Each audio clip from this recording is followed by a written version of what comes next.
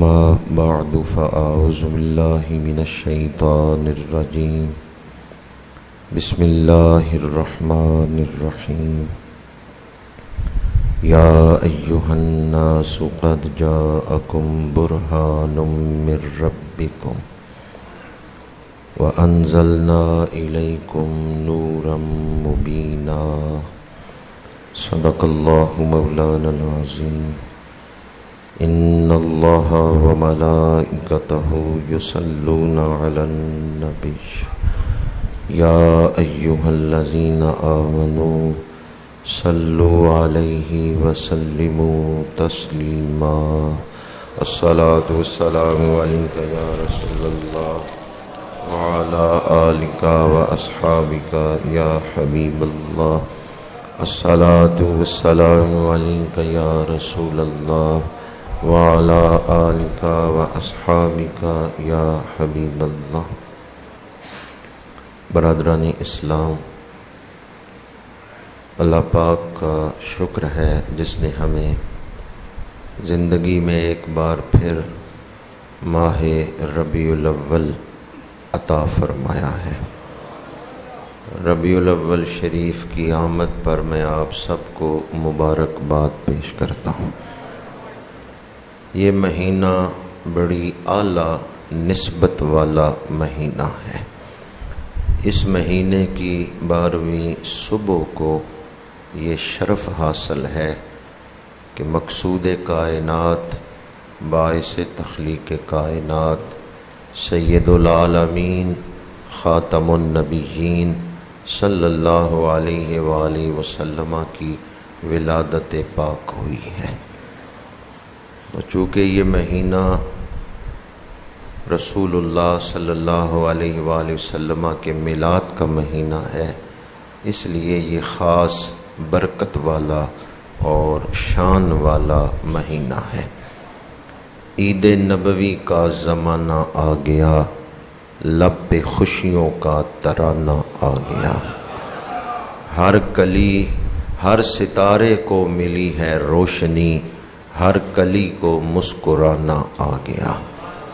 ہر طرف صلی اللہ کی دھوم ہے، وجد میں سارا زمانہ آ گیا. کوئی مٹھائی بانٹ رہا ہے، کوئی جھنڈیاں لگا رہا ہے، کوئی محفلیں سجا رہا ہے، جلوس کی تیاریاں کر رہا ہے. ہر کوئی اپنے انداز میں کوئی محفل درود سجا رہا ہے. دنیا بھر میں آمد نبوی کی خوشیاں منائی جا رہی ہیں. عرش پہ تازہ چھیڑ چھاڑ، فرش پہ طرفہ دھوم دھام، کان جدھر لگائیے تیری ہی داستان ہے. ہر طرف صلی اللہ کی دھوم ہے، وجد میں سارا زمانہ آ گیا. اللہ تعالیٰ اس ماہ مبارک کی برکتیں ہم سب کو نصیب فرمائے. اس مہینے کے جو تقاضے ہیں اللہ تعالیٰ وہ پورے کرنے کی توفیق عطا فرمائے. کثرت سے درود پاک پڑھنے کی توفیق عطا فرمائے اور اپنے گھروں میں محافل درود سجانے کی توفیق عطا فرمائے. آنے کو تو اللہ تعالیٰ نے بہت سارے انبیاء بھیجے ہیں اور بڑی شانوں والے نبی تشریف لائے ہیں، لیکن جس شان کے ساتھ تاجدار ختم نبوت آئے ہیں اس شان کے ساتھ کوئی اور نہیں آیا. اس کائنات کو بنانے والا ایک اللہ ہے، عبادت کے لائق وحدہ لا شریک ہے، سجدے کے لائق وحدہ لا شریک ہے. اسی نے کائنات کو بنایا ہے، اسی نے ہمیں دنیا میں بھیجا ہے اور زندگی کا سفر کر کے واپس اسی کی بارگاہ کی طرف لوٹنا ہے. اللہ تعالیٰ نے زندگی کو آزمائش بنایا ہے. یہ جو دنیا کی زندگی ہے یہ آزمائش ہے اور دنیا دار العمل ہے. آخرت دار الجزا ہے۔ تو چونکہ یہ دنیا امتحان گاہ ہے، اس لیے امتحان کے جو تقاضے تھے وہ پورے کیے گئے ہیں۔ اللہ تعالیٰ کی ذات، اس کی نشانیاں تو کائنات میں جا بجا نظر آ رہی ہیں، لیکن اس کی ذات ہماری آنکھوں کے سامنے نہیں ہے، ہم دیدار نہیں کر سکتے۔ اب دیکھے بغیر خدا کو ماننا ہے اور اس کے احکامات پر عمل کرنا ہے، پھر نجات ہوگی، پھر کامیابی ملے گی۔ اپنی ذات کو منوانے کے لیے اللہ کریم نے نبیوں کو دنیا میں بھیجا ہے، اور انبیاء کرام اللہ تعالیٰ کے احکامات لوگوں تک پہنچاتے رہے۔ سب سے آخر میں حجت الہیہ بن کر، برہان الوہیت بن کر میرے اور آپ کے آقا کریم تشریف لائے۔ اردو میں کسی شاعر نے اس مضمون کو اس انداز میں بیان کیا ہے: بے حد نے عجب کام کیا حد کر دی، گنجائش تنقید سبھی رد کر دی، خود تو پردے میں رہا اور خود کو دکھانے کے لیے سامنے تصویر محمد کر دی۔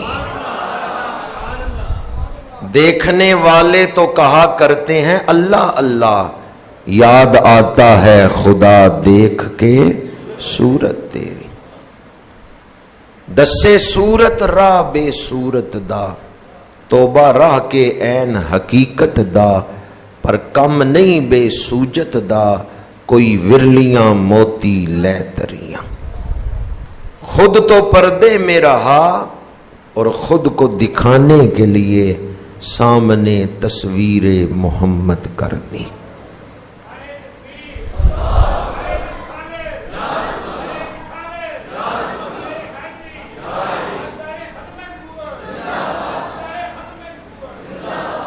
کاف گیسو ہا دہن یا ابرو آنکھیں عین صاد، کاف ہا یا عین صاد ان کا ہے چہرہ نور کا۔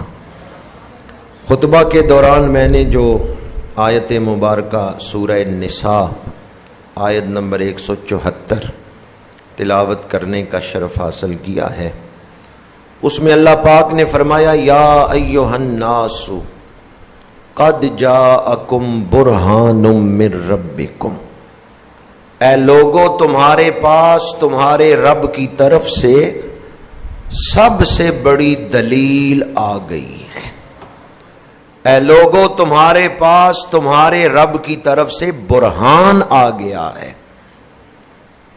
وَأَنزَلْنَا إِلَيْكُمْ نُورًا مُبِينًا، اور ہم نے تمہاری طرف روشن کر دینے والا نور اتارا ہے۔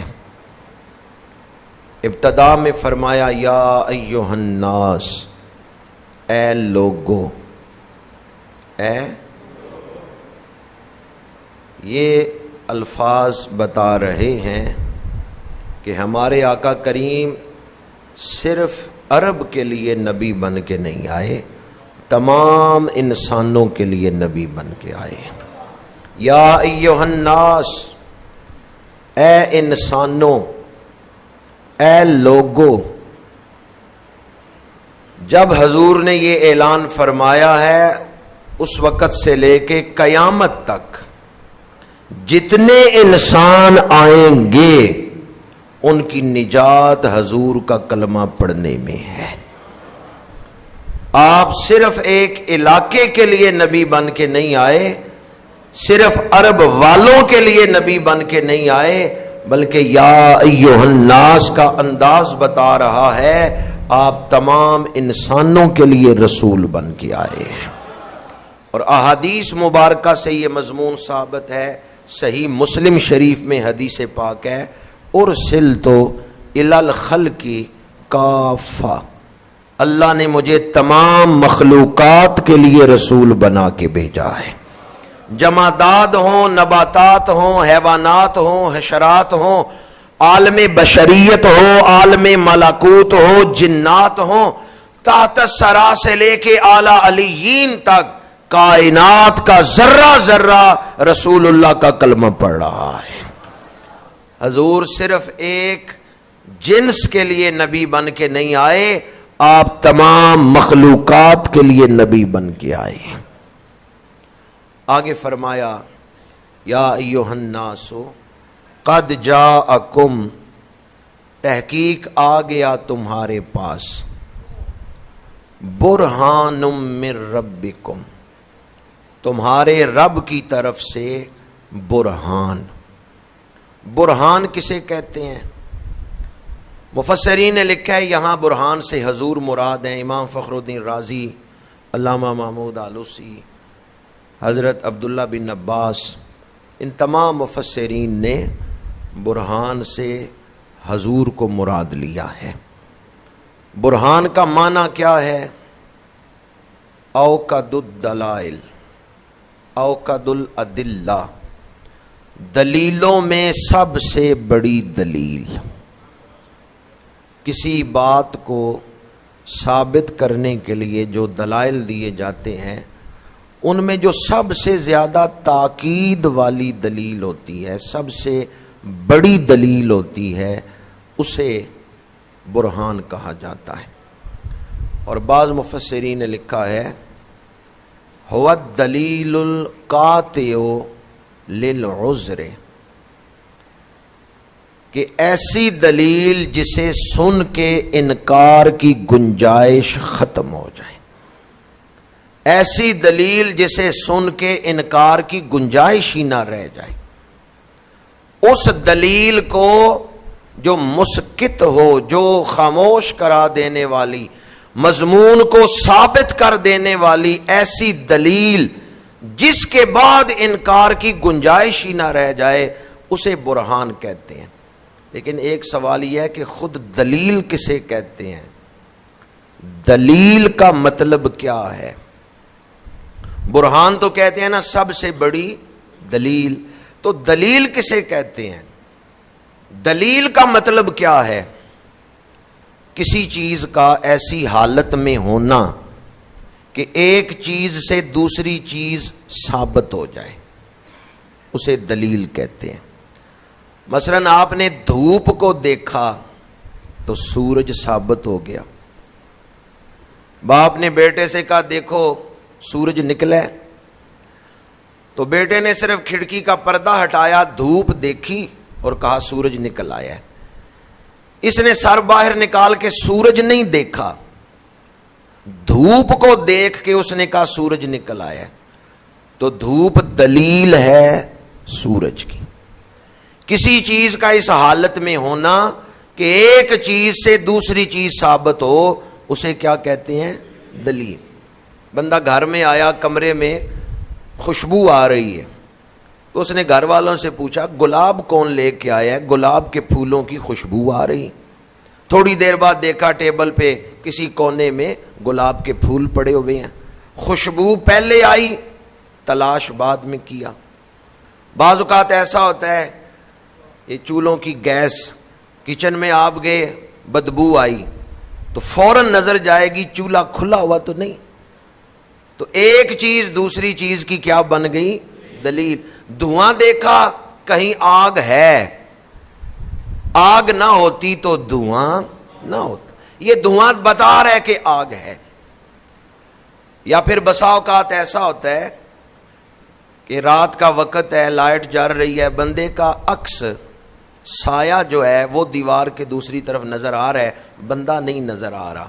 سایہ دیکھ کے آپ سمجھ جاتے ہیں کوئی بندہ ہے. یہ ساری چیزیں دلیل کی جو ہے وہ رہنمائی کرتی ہیں کہ دلیل کسے کہتے ہیں. اللہ کریم نے حضور کو اپنی سب سے بڑی دلیل بنا کے بھیجا ہے. یا ایھا الناس قد جاءکم برہان من ربکم، تمہارے رب کی طرف سے برہان آ گیا۔ قیامت کے دن اگر کوئی کافر یہ کہے کہ یا اللہ ہم تجھے کیسے مانتے، تو کوئی دلیل ہی بھیج دیتا، اللہ فرمائے گا کیا میں نے محمد مصطفیٰ کو نہیں بھیجا؟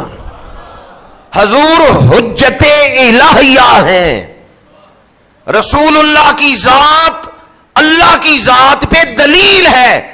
جب حضور آ گئے اب انکار کی گنجائش ہی نہیں رہ گئی، اب کوئی گنجائش ہی نہیں ہے کہ بندہ خدا کو نہ مانے۔ حضور اللہ کی ذات پر سب سے بڑی دلیل ہے۔ کس طرح دلیل ہیں؟ اس کے مختلف پہلو ہیں۔ ایک تو حضور کی اپنی ذات برہان ہے، حضور کی جو ذات پاک ہے یہ برہان ہے۔ وجود، جسم اقدس، یہ برہان ہے۔ پھر حضور کی سیرت برہان ہے۔ پھر حضور نے جو دین عطا کیا ہے، نظام عطا کیا ہے، تعلیمات، وہ برہان ہے۔ میرے آقا کریم نے جو پیشین گوئیاں فرمائیں وہ اسی طرح پوری ہوئیں، یہ برہان ہے۔ مختلف پہلو ہیں آپ کے برہان ہونے کے۔ ان میں پہلا پہلو اور پہلا مرحلہ جو آپ کے برہان ہونے کا، وہ آپ کی ذات پاک ہے۔ آپ کی ذات پر غور کریں تو اللہ کی دلیل مل جاتی ہے۔ اللہ تعالیٰ نے یوں تو کائنات میں بے شمار مخلوقات جو ہماری گنتی میں نہیں ہیں انہیں وجود بخشا ہے اور خوبیاں عطا کی، کمالات عطا کیے، لیکن اللہ تعالیٰ کی ربوبیت کا شاہکار کون ہے؟ شاہکار کا مطلب سمجھتے ہیں؟ جہاں اللہ تعالیٰ کی ربوبیت نقطہ کمال پر نظر آئے، عروج پر نظر آئے۔ پھولوں کو رنگت اور خوشبو بھی اللہ نے دی ہے، چاند کو چاندنی بھی اللہ نے دی ہے، جسے کوئی خوبی کمال ملا اللہ نے وہ عطا کیا ہے، لیکن اللہ کی ربوبیت کا شاہکار کون ہے؟ سب سے زیادہ نقطہ کمال پر اللہ کی ربوبیت کس وجود میں نظر آتی ہے؟ شاہکار ربوبیت وجود مصطفیٰ ہے۔ اس ایک ذات میں سب دل نوازیاں بھر دیں۔ اللہ تعالیٰ نے حضور کی ایک ذات میں تمام خوبیاں بھر دی ہیں۔ حسن یوسف دم عیسیٰ ید بیدا داری، آنچے خوباں ہما دارن تو تنہا داری۔ شاہکار ربوبیت حضور کا وجود پاک ہے۔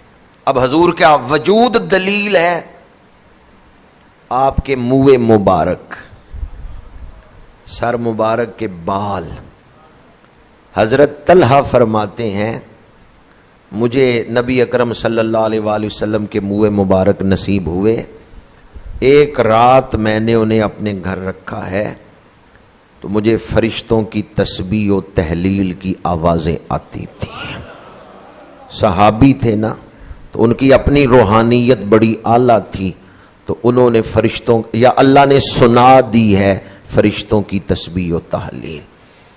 جہاں حضور کے منہ مبارک ہیں وہاں فرشتوں کا نزول ہو رہا ہے۔ حضرت طلحہ فرماتے ہیں ایک رات میرے گھر میں رسول اللہ کے منہ مبارک تشریف فرما رہے ہیں، مجھے فرشتوں کی تسبیح کی آواز آتی رہی ہے۔ اور حضرت خالد بن ولید کا واقعہ تو آپ نے سنا ہوگا، انہوں نے اپنی ٹوپی میں حضور کے منہ مبارک سیے ہوئے تھے، اور ایک جنگ میں جب وہ ٹوپی زمین پہ گر پڑی تو آپ نے تلوار روک لی اور ٹوپی تلاش کرنے لگے۔ ساتھیوں نے کہا کہ آپ نے تلوار کیوں روک لی ہے؟ فرمایا وہ ٹوپی گری ہے جس میں منہ مبارک ہیں، میں جنگ جیتتا ہوں تو اسی ٹوپی کی برکت سے جیتتا ہوں۔ تو حضور کے منہ مبارک بھی برہان ہے۔ پھر آپ کی چشمان مقدسہ، میرے آقا کریم کی مقدس آنکھیں، یہ بھی برہان ہے. ما زاغ البصر وما طغى. اللہ کا دیدار فرمایا ہے، نہ آنکھیں جھپکی ہیں نہ حد سے بڑی ہیں. میرے آقا کریم کی آنکھوں نے عرش دیکھا، جنت دیکھی، دوزخ کا مشاہدہ فرمایا، فرشتے دیکھے، جبریل دیکھا، آسمانوں کی مخلوقات کو دیکھا. حضور کی آنکھیں بھی کیا ہیں؟ معجزہ ہیں، برہان ہیں. پھر میرے آقا کریم کی اونچی بینی، ناک مبارک، ناک مبارک جسے اونچی بینی کہتے ہیں، یہ بھی برہان ہے. مدینہ منورہ میں حضور تشریف فرما ہے، یمن کی طرف چہرہ پاک کر کے فرما رہے ہیں، مجھے یمن سے رحمان کی خوشبو آ رہی ہے. خواجہ ویسے کرنی یمن میں ہیں، ان کے سینے میں محبت ہے، اور حضور مدینہ منورہ میں اس محبت کی خوشبو سونگ رہے ہیں.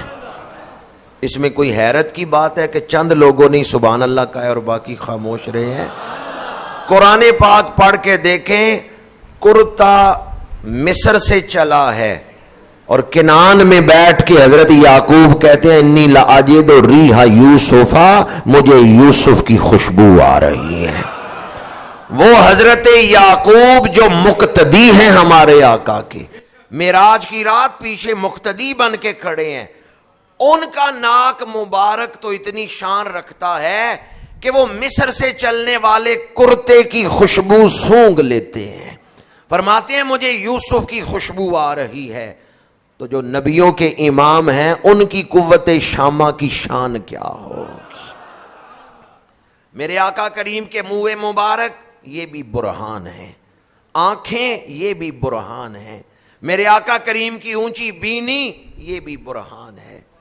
پھر میرے آقا کریم کے دہن مبارک، زبان اقدس، میرے آقا کریم کی زبان اقدس کھلتی ہے، قرآن کہتا ہے وما ینطق عن الہوا ان ہوا الا وحی یوحی. اس زبان پاک سے دنیا کو قرآن ملا ہے. وہ زبان جس کو سب کن کی کنجی کہیں، اس کی نافذ حکومت پہ. وہ زبان جس کی ہر بات وحی خدا، چشمہ علم و حکمت پہ. آپ کی زبان مبارک بھی برہان ہے. پھر آپ کا لعاب دہن، لعاب دہن بھی برہان ہے. حضرت قتادہ کی نکلی ہوئی آنکھ پہ لگا، اللہ نے آنکھ کو نور عطا فرما دیا ہے. یہی لعاب دہن حضور ہنڈیا میں ڈالتے ہیں، سینکڑوں صحابہ اس ہنڈیا سے کھانا کھا لیتے ہیں، کھانا اسی طرح ہے، کوئی کمی نہیں ہوتی. یہ لعاب دہن حضرت علی شیر خدا کی آشوب زدہ آنکھوں میں لگتا ہے تو اللہ تعالیٰ انہیں صحت عطا فرما دیتا ہے. کسی صحابی کی پنڈلی ٹوٹ جاتی ہے، حضور ہڈی پہ لعاب دہن لگاتے ہیں، ٹوٹی ہوئی ہڈی جڑ جاتی ہے. یہی لعاب دہن ایک کھاری کنویں میں ڈالا، حضرت انس نے اپنے گھر کنواں نکالا، پانی میٹھا نہیں تھا، حضور نے لعاب دہن ڈالا، پانی میٹھا ہو گیا ہے. لعاب دہن ایک ہے، کام کتنے کر رہا ہے. کہیں ٹوٹی ہوئی ہڈی جڑ رہی ہے، کہیں آنکھ کا ڈیلا نکل گیا، بے نور آنکھ کو نور مل رہا ہے، کہیں کھانے میں لعاب دہن آتا ہے تو کھانے میں برکت ہو جاتی ہے، اور کہیں کھاری کنویں کا پانی میٹھا ہو رہا ہے. لعاب دہن ایک ہے، کام کتنے کر رہا ہے. حضور کا لعاب دہن بھی برہان ہے. یہ بھی دلیل ہے کہ حضور عام ہستی نہیں ہے، تاجدار ختم نبوت ہے، اللہ کے محبوب بن کے تشریف لائے. میرے آقا کریم کا پسینہ مبارک یہ بھی برہان ہے. اوروں کے پسینے سے بدبو آئے، حضور کے پسینہ پاک سے خوشبو آئے. آپ کے پسینہ پاک سے خوشبو آ رہی ہے، یہ پسینہ بھی دلیل ہے. میرے آقا کریم صلی اللہ علیہ وآلہ وسلم کا مسکرانا یہ بھی دلیل ہے، یہ بھی برہان ہے۔ حضرت ابو ہریرہ کی روایت ہے، میرے آقا کریم مسکراتے ہیں در و دیوار روشن ہو جاتے ہیں۔ کنز العمال میں حدیث ہے، الخصائص الکبریٰ میں یہ روایت ہے۔ تہجد کا وقت ہے اور ام المومنین حضرت سیدہ عائشہ صدیقہ کوئی کپڑا سی رہی ہیں، سوئی گر گئی، اندھیرا ہے، سوئی نہیں نظر آئی، چراغ گل ہو گیا۔ اتنی دیر میں حضور تشریف لائے، آپ مسکرائے ہیں اور گمی ہوئی سوئی مل گئی ہے۔ ام المومنین فرماتی ہیں رسول اللہ کے مسکرانے سے ایسا نور پھیلا کمرہ روشن ہو گیا ہے۔ ایک صحابی ہیں حضرت ابو قرصاوہ رضی اللہ تعالیٰ عنہ، وہ اپنے اسلام لانے کا واقعہ بیان کرتے ہیں، فرماتے ہیں میں بکریاں چرا کے گزارا کرتا تھا، والد فوت ہو چکے ہیں، میری خالہ جو ہیں وہ بھی میرے گھر آ گئیں، دونوں بہنیں اکٹھی رہتی تھیں، میری ماں اور میری خالہ۔ میں صبح بکریاں چرانے نکلا تو میری خالہ نے کہا مدینہ منورہ کی طرف بکریاں نہ لے کے جانا، ہم نے سنا ہے وہاں ایک ایسی ہستی آئی ہے جو انہیں دیکھتی ہے ان کی ہو جاتی ہے، مدینہ منورہ کی طرف نہ بکریاں لے کے جانا۔ ابو قرصاوہ کہتے ہیں میں جب بکریاں چرانے آیا بکریوں کو کھلا چھوڑ دیا اور خود سیدھا مدینہ منورہ چلا گیا۔ رسول اللہ کا پوچھتے ہوئے میں مسجد نبوی میں پہنچ گیا، رسول اللہ کا دیدار کیا، دیدار کرتے ہی کلمہ پڑھ لیا، اسلام قبول کر لیا۔ پھر میں سارا دن حضور کی خدمت میں ہی بیٹھا رہا۔ ظہر اور عصر کے درمیان حضور سے اجازت لی، آ کے بکریوں کو اکٹھا کیا، شام کے وقت گھر پہنچا، میری خالہ ناراض ہوئی، اس نے کہا ابو قرصاوہ کہاں سارا دن پھرتے رہے ہو، دیکھو بکریوں کے پیٹ پچکے ہوئے ہیں، تو نے ان کو اچھی طرح چرایا نہیں، ان کے لیے چارے کا انتظام نہیں کیا، لگتا ہے تو نے ان پر دھیان نہیں دیا۔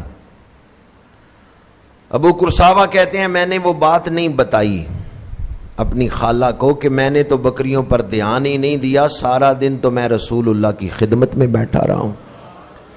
دوسرے دن جب میں گھر سے نکلا تو خالہ نے پھر وصیت کی ابو قرصاوہ دھیان سے بکریاں چرانا، دیکھنا مدینہ منورہ کی طرف نہ جانا۔ ابو قرصاوہ کہتے ہیں دوسرے دن پھر میں نے بکریاں کھلی چھوڑ دیں، خود حضور کی بارگاہ میں آ گیا، عصر تک دل ہی نہیں کرتا اس بارگاہ سے اٹھ کے جاؤں۔ یا اللہ جنہوں نے اس پہ سبحان اللہ کا انہیں مدینہ منورہ کی حاضری نصیب فرما۔ ابو قرصاوہ کہتے ہیں عصر کے قریب میں کچھ پریشان ہوا کہ گھر جاؤں گا تو خالہ ناراض ہوگی، ماں ناراض ہوگی، آج بھی میں نے بکریوں پر دھیان نہیں دیا۔ میرے آقا کریم نے فرمایا ابو قرصاوہ کیوں پریشان ہو؟ میں نے سارا واقعہ سنایا، آپ نے فرمایا جاؤ اپنی بکریاں کٹھی کر کے لاؤ۔ ابو قرصاوہ کہتے ہیں میں گیا، بکریاں کٹھی کی، مدینہ منورہ لایا، میرے آقا کریم باہر تشریف لائے، میں بکریاں حضور کے سامنے سے گزار رہا ہوں، آپ ایک ایک بکری کی پشت پہ دستے مبارک پھیر رہے ہیں، ہر بکری کی پشت پہ حضور دستے مبارک پھیر رہے ہیں۔ کیا مقدر ان بکریوں کے جنہوں نے دستے اقدس کا لمس لیا ہے۔ ابو قرصاوہ کہتے ہیں میں گھر آیا، خالہ نے بکریاں دیکھیں تو کہنے لگی ابو قرصاوہ آج تو نے خوب دھیان سے انہیں چرایا ہے، آج تو ٹھیک جگہ پہ گیا ہے، دیکھو کیسے بکریوں کے پیٹ پھولے ہوئے ہیں، تھن دودھ سے بھرے ہوئے ہیں، آج کہاں انہیں لے کے گیا تھا، یہ وہ کل والی بکریاں تو لگتی ہی نہیں ہے، دیکھو ان پہ کتنا حسن آ گیا ہے، دیکھو یہ کتنی پیاری لگ رہی ہیں، کتنی موٹی تازی بکریاں ہیں، ابو قرصاوہ کہتے ہیں خالہ تعریفیں کر رہی تھی، میں ہنس رہا تھا. خالہ نے مجھے دیکھا تو کہنے لگی ہنس کیوں رہے ہو، اس قدر ہنس کیوں رہے ہو؟ میں نے کہا خالہ تیری اس بات سے میرا دل خوش ہوا جو تو نے کہا نا آج میں ٹھیک جگہ پہ انہیں لے کے گیا ہوں. خالہ نے کہا کہاں لے کے گئے تھے؟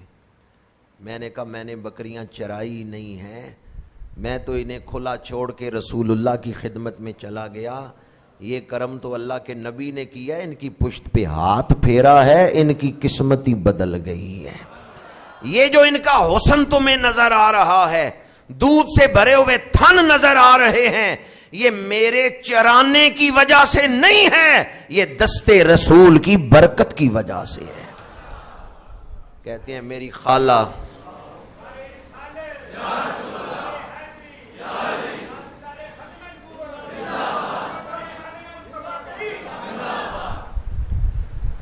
ابو قرصاوہ کہتے ہیں میری والدہ اور میری خالہ شام کے وقت ہی اٹھ کھڑی ہوئیں.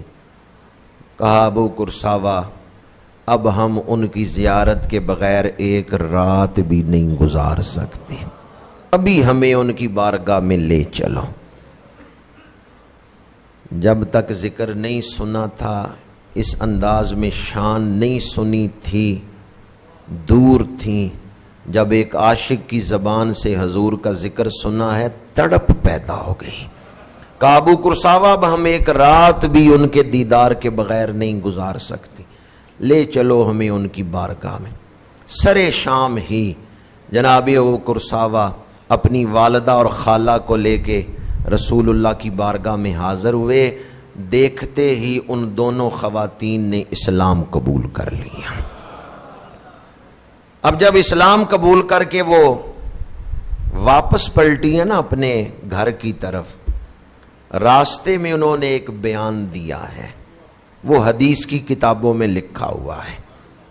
گھر پہنچ کے حضور ہی کی باتیں ہو رہی ہیں تو ابو قرصاوہ کہتے ہیں میری والدہ اور میری خالہ دونوں بیک زبان کہہ رہی تھیں ما رأینا مثل ھذا الرجل احسن منہ وجہا ولا اتقى ثوبا ولا الین کلاما.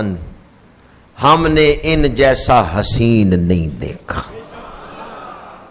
ابو قرصاوہ زندگی گزر گئی، ما رأینا مثل ھذا الرجل احسن منہ وجہا، جیسا حسن ان کے چہرے پہ ہے ہم نے آج تک ایسا حسن نہیں دیکھا. ولا اتقى ثوبا، اور اتنے پاکیزہ لباس والا ہم نے نہیں دیکھا. ولا الین کلاما، اور اتنا نرم کلام کرنے والا ہم نے نہیں دیکھا.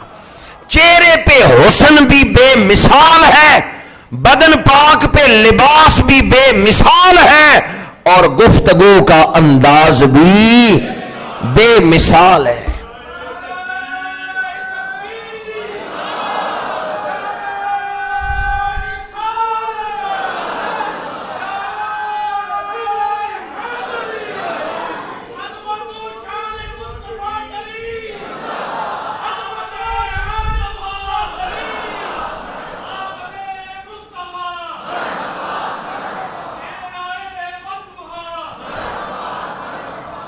ما رأینا مثل ھذا الرجل احسن منہ وجہا ولا اتقى ثوبا ولا الین کلاما ورأینا کأن النور یخرج من فمہ.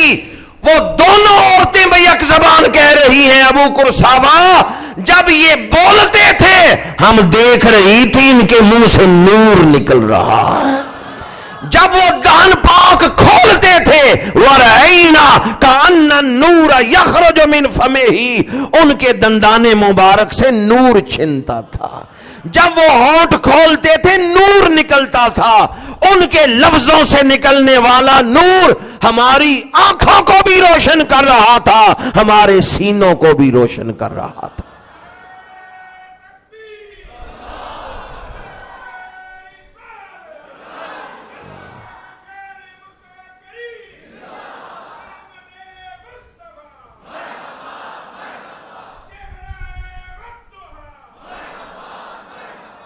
میرے آقا کریم کے منہ مبارک بھی برہان، چشمان مقدسہ بھی برہان، اونچی بینی بھی برہان، دہن پاک بھی برہان، لعاب دہن بھی برہان، زبان اقدس بھی برہان، ہونٹ مبارک بھی برہان، اور دست اقدس بھی برہان ہے کہ بھوکی بکریوں کے پیٹ پر جسم پر پھرتا ہے، ان کے پیٹ بھی بھر جاتے ہیں، تھن بھی دودھ سے بھر جاتے ہیں، اور ان کے وجود بھی رونق والے بن جاتے ہیں۔ میرے آقا کریم کا پورا جسم اقدس برہان ہے، حضور کے قدمین شریفین بھی برہان ہے، منہ مبارک جسم اقدس کا ایک ایک بال برہان ہے۔ تو برہان کے حوالے سے جو پہلا مرحلہ ہے، جو پہلا پہلو ہے برہان الوہیت کا، وہ میرے آقا کریم کا وجود پاک ہے۔ آپ کا وجود بے مثل و بے مثال ہے، شاہکار ربوبیت آپ کا وجود ہے، اللہ کی تخلیق کا شاہکار وجود مصطفیٰ ہے، سب سے زیادہ حسین۔ اسی لیے جناب حسان نے کہا وَأَحْسَنَ مِنْكَ لَمْ تَرَ قَطُّ عَيْنِي وَأَجْمَلُ مِنْكَ لَمْ تَلِدِ النِّسَاءُ خُلِقْتَ مُبَرَّأً مِنْ كُلِّ عَيْبٍ كَأَنَّكَ قَدْ خُلِقْتَ كَمَا تَشَاءُ۔ آپ کے وجود پاک میں کوئی عیب، کوئی نقص، وہ چیزیں جو ہمارے وجود کے ساتھ تعلق رکھیں ان سے بدبو آتی ہے، جب ان کی نسبت حضور کے ساتھ ہو جائے ان سے بھی خوشبو آتی ہے۔ آپ کے بدن پاک کو اللہ نے ذاتی خوشبو عطا فرمائی تھی، ان کی مہک نے دل کے غنچے کھلا دیے ہیں، جس راہ چل دیے ہیں کوچے بسا دیے۔ یا ایھا الناس قد جاءکم برہان من ربکم۔ انجیل میں ہے، حضرت عیسیٰ فرماتے ہیں کہ میں نے اپنے رب سے دعا مانگی کہ مجھے آخری نبی کا دیدار کروا دے، تو عالم ارواح نے، میرے رب نے مجھے دیدار کروایا، ان کے دیدار سے میرا دل ٹھنڈا ہو گیا، مجھے سکون مل گیا۔ یہ کون فرما رہے ہیں؟ جو خود رسول ہیں، خود نبی ہیں۔ میں اور آپ کیا جانے 12 ربیع الاول کی صبح اللہ نے ہمیں کتنی شانوں والا رسول عطا فرمایا ہے، جنہیں حضرت ابراہیم مانگتے ہیں۔ حضرت ابراہیم نے دعائیں مانگی، یا اللہ وہ شانوں والا رسول بھیج دے، جو دعائیں ابراہیمی ہیں، جو بشارت عیسیٰ ہیں۔ پہلے نبی جن کا انتظار کرواتے رہے، وہ شانوں والا رسول 12 ربیع الاول کی صبح جلوہ گر ہوا ہے۔ اس لیے یہ مہینہ بڑی شان والا، بڑی عظمت اور برکت والا ہے۔ برہان الوہیت کے اور جو پہلو ہیں انشاءاللہ آئندہ آپ کی خدمت میں بیان کروں گا۔ آج تو یہ عرض کر رہا ہوں کہ میرے آقا کریم حجت الہیہ بن کے تشریف لائے ہیں، آپ برہان الوہیت بن کے تشریف لائے ہیں۔ تو آپ کی آمد کا جو تقاضا ہے، جو تقاضے ہیں ان میں سے ایک تقاضا یہ ہے، اور رسول اللہ صلی اللہ علیہ وآلہ وسلم کے ہم پر جو حقوق ہیں ان میں سے ایک حق یہ ہے کہ جب آپ کی آمد کا مہینہ آئے تو ہم خوشیاں منائیں۔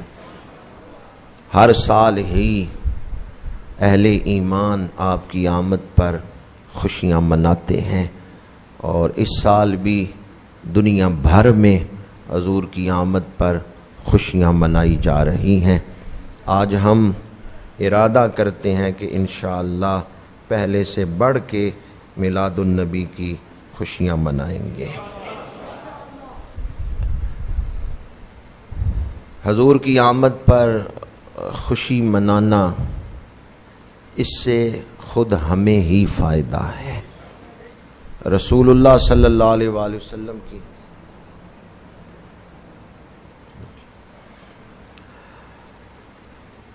میلاد شریف کا مہینہ ہمیں ایک موقع مل رہا ہے آخرت کمانے کا، دلوں پہ لگی ہوئی میل اتارنے کا، نسبت رسول کو مضبوط سے مضبوط تر کرنے کا۔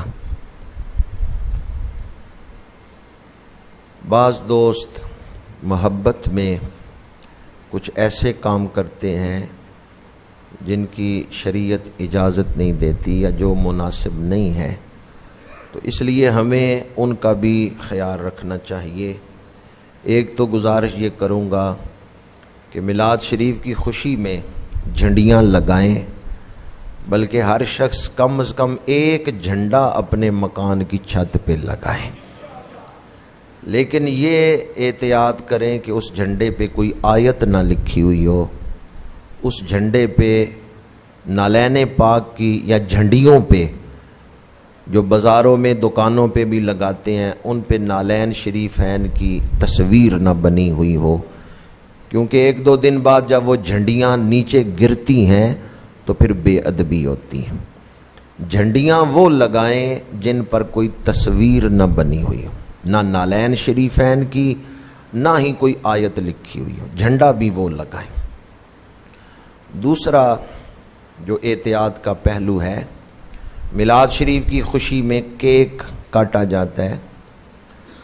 بسا اوقات بیکری والے ایسا کرتے ہیں، بسا اوقات خود ہم خواہش کرتے ہیں کہ یہ میلاد شریف کا کیک ہے، اس پہ حضور کا نام لکھ دو یا درود شریف لکھ دو یا گنبد شریف کا عکس شبیہ بنا دو۔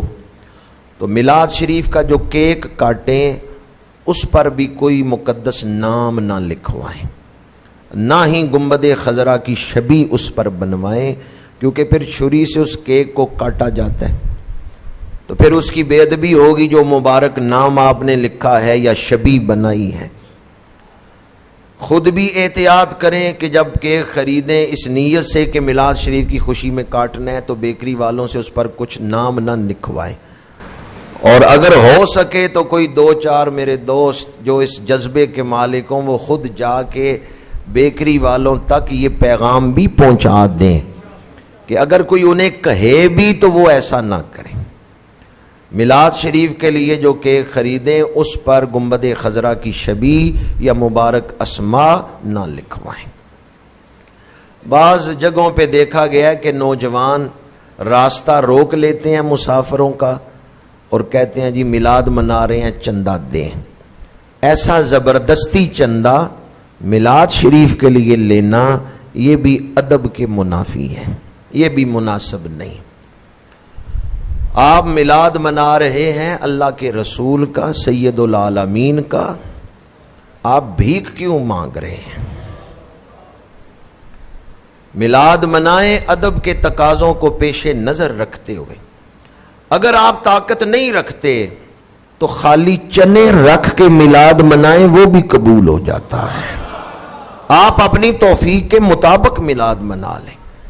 حضرت شاہ ولی اللہ محدث دہلی کے والد گرامی حضرت شاہ عبد الرحیم آپ فرماتے ہیں کہ میں ہر سال میلاد شریف مناتا تھا۔ ایک سال قحط کا دور تھا اور تنگ دستی تھی اور کوئی چیز دستیاب نہیں، میں نے خشک چنے، بھنے ہوئے چنے رکھ کے ہی دعا مانگ دی۔ اس رات خواب میں کیا دیکھتا ہوں، وہی چنے رسول اللہ کے سامنے پڑے ہوئے ہیں اور آپ انہیں دیکھ کے مسکرا رہے ہیں۔ تو اس بارگاہ میں چیزیں نہیں دیکھی جاتی، دلوں کی نیت دیکھی جاتی ہے، پیار دیکھا جاتا ہے، خلوص دیکھا جاتا ہے۔ جس پیار سے آپ میلاد منا رہے ہیں وہ پیار مدینہ منورہ پہنچ رہا ہے۔ تو آپ ذرا پیار سے یہ آواز بلند کر دیں، آمد مصطفیٰ چہرہ والضحیٰ، سرکار کی آمد، سردار کی آمد، من ٹھار کی آمد، آمد مصطفیٰ۔ یہ موضوع ایسا وجد آفرین ہے جب بندہ تصور کرتا ہے نا کہ حضور تشریف لا رہے ہیں اور ہم استقبال کر رہے ہیں، یہ تصور ہی اتنا پیارا ہے کہ جی چاہتا ہے بندہ اس وظیفے کو ہی کرتا رہے، آمد مصطفیٰ۔ چند آداب میں نے آپ کے سامنے بیان کیے ہیں۔ اللہ تعالیٰ آداب کے ساتھ میلاد شریف کی برکتیں حاصل کرنے کی توفیق عطا فرمائے۔ اس مسجد میں ہر سال جو وقت ہے خاص وقت آپ کی آمد کا، اس وقت سالانہ محفل پاک منعقد ہوتی ہے۔ اس دفعہ تو نور علی نور موقع ہے کہ شب جمعہ ہے اور شب میلاد ہے۔ جمعے کا دن ویسے بھی عید کا دن ہے، جمعے کا دن مومنوں کے لیے عید کا دن ہے، تو اس عید پر پھر آ گئی عید میلاد النبی۔ تو عید پر عید، خوشیوں پر خوشی، برکتوں پر برکتیں، رحمتوں پر رحمتیں۔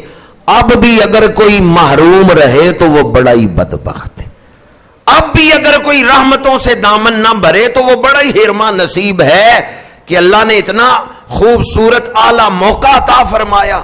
شب جمعہ بھی ہے، شب میلاد بھی ہے، عید پر عید، برکت پر برکت۔ 29 ستمبر جمعۃ المبارک کا دن اذان فجر سے پہلے آپ یہاں اس مسجد میں تشریف لائیں۔ اذان فجر سے پہلے درود شریف کی محفل ہوگی۔ سال کی بڑی راتیں ہیں سونے کے لیے، یہ وقت سو کے گزارنے والا نہیں بلکہ جاگ کے کچھ حاصل کرنے کا وقت ہے۔ شیخ عبدالحق محدث دہلی فرماتے ہیں کہ وہ وقت جس وقت حضور کی آمد ہوئی وہ شب قدر سے بھی افضل ہے۔ رمضان شریف کی راتوں میں جو شب قدر ہے 1000 مہینوں سے افضل، حضور کی آمد کا وقت اس شب قدر سے بھی افضل و اعلیٰ ہے، اور وہ دعا کی قبولیت کا وقت ہے۔